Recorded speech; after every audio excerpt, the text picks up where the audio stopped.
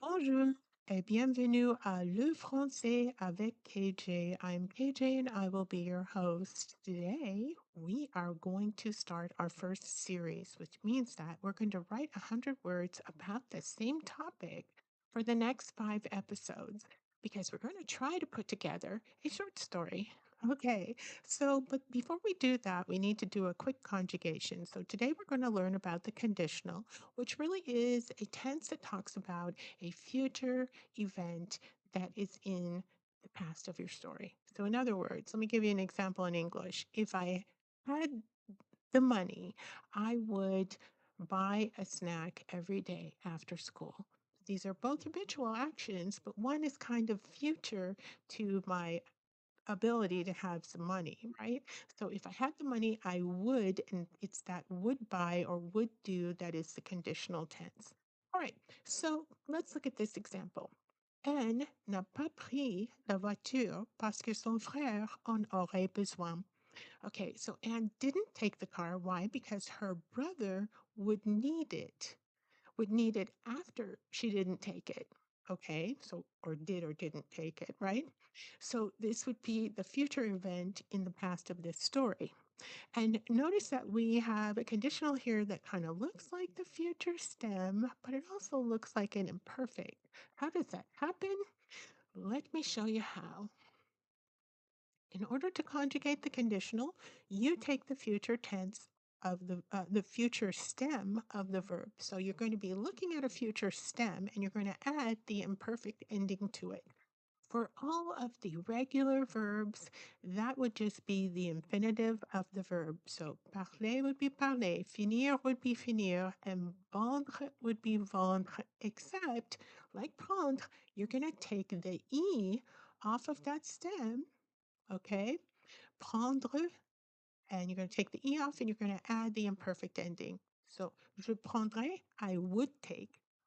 Tu prendrais, you would take, etc. Okay, so il, elle prendrait, nous prendrions, vous prendriez, and il, elle prendrait.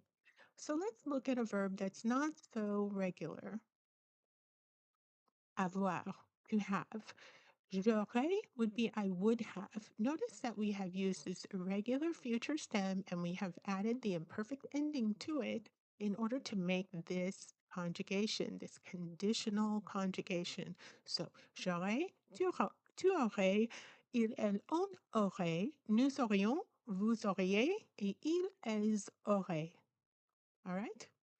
Okay, so if you have any questions about that conjugation, please leave them in the comments and I will get right back to you. All right, so let's look at some other examples. Je laissais les clés pour Claire qui les prendrait tous les après-midi. All right, I used to leave the keys for Claire, who would take them every afternoon. See the would take here, the conditional. Let's look at another one. Si elle avait du temps, ma grand-mère me rendrait visite à l'hôpital. Okay, so if she had the time, my grandmother would visit me at the hôpital, at the hospital. Rendre here is the conditional. You see rendre, that stem, and the imperfect ending. All right. So let's remind ourselves of our goal. Our goal is to write 100 words a day in French, right? So we're going to write some 100 words. We're going to use the passé composé, we're going to use the imparfait, and whatever other tenses that we need in order to express ourselves well in French. We're also going to try to tell a complete segment of a story. We're going to tell a complete story by the end of the 5 days, but we're going to write nice tight segments right here. That's the plan. All right. So first we need our characters. And for this story, we're going to use Charline. Charline est indépendante, discrète et seule. All right, elle veut finir ses études sans histoire. Sans histoire means no drama. She's a no drama kind of person. She just wants to get her work done and have as little distractions as possible. All right, here, seule in this sense does not mean so much that she's alone, but she's kind of lonely. She's kind of away from most of her friends, etc. All right. Next, we have Arthur, ben, en fait, son compagnon. All right, voici. Arthur est sérieux, discret, patient et mystérieux. Il est ambitieux, mais il n'a pas beaucoup d'argent. So Arthur has his own motivation for school, right? He has a lot of ambition, but he doesn't have a lot of money. So he's trying to just be serious and get his work done as well and kind of just get through things, you know? So let's get this story started. Let's write our rough draft. So we're just going to jump right in. Well, as usual, we only have 100 words to work with, so we're not going to spend a lot of time talking about the trees and the flowers and whatever. We're just going to put these two people in motion. Charline était en retard. Le bus n'allait pas l'attendre. Elle a pris son cartable et elle est sortie. So she's in a rush. She's got to get out. She, has got to catch that bus. Arthur était en retard aussi.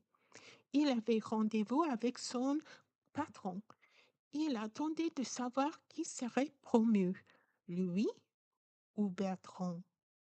All right, so he is also stressed out because he's in a hurry. He's got a meeting with his boss and he's about to find out if he's getting a promotion or not. Stressful. The wrinkle.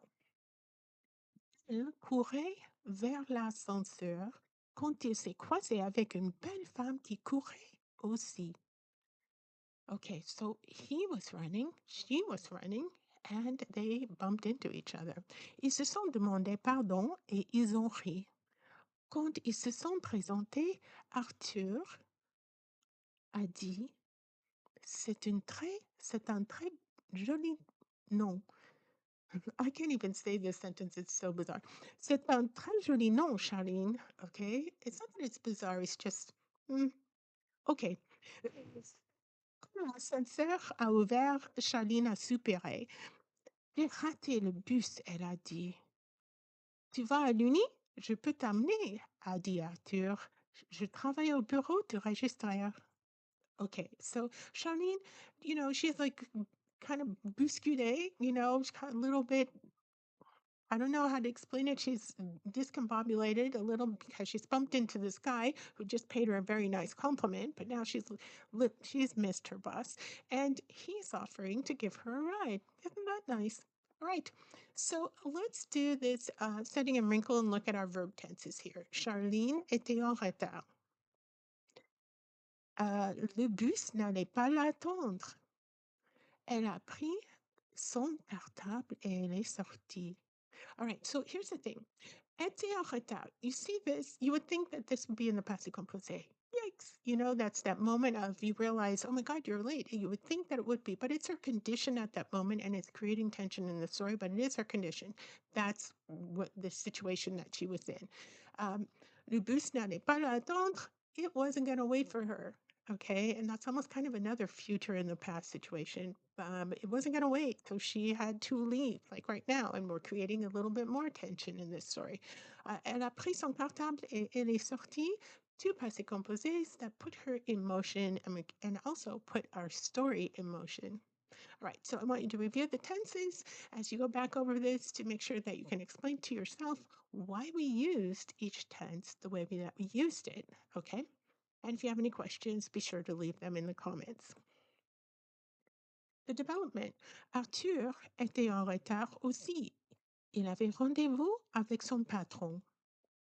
Il attendait de savoir qui serait promu, lui ou Bertrand. So he's trying to figure out who's going to get this promotion. This is again, we're using the imperfect to kind of talk about the conditions surrounding these two people and set up the tension. Okay, note the use of the conditional here. Okay, this is the would. Who would be promoted? Hasn't happened yet, but it's in the future of this past tense story. Okay. The wrinkle. Il courait vers l'ascenseur quand il s'est croisé avec une belle femme qui courait aussi. Now, s'est croisé avec and est tombé sur mean the same thing, which means to bump into someone Okay, but I wanted to use this one because I didn't want you to think they fell on top of each other.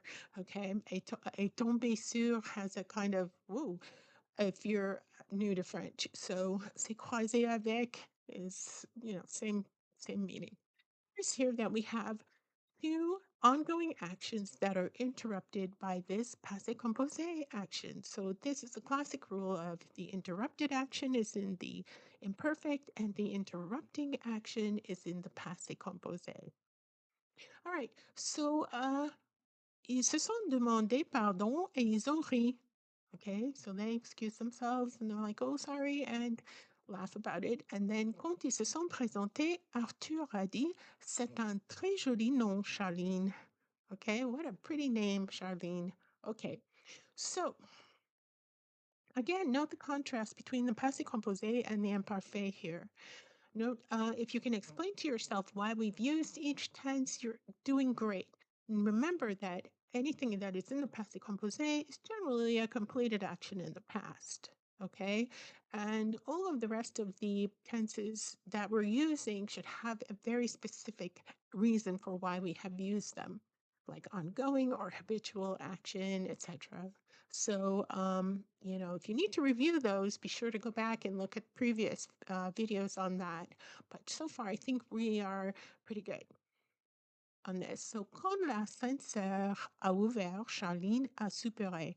Two past tense things, two things that events that happen in the past and are completed. So, therefore, they are in the passé composé. J'ai raté le bus, elle a dit. Oh.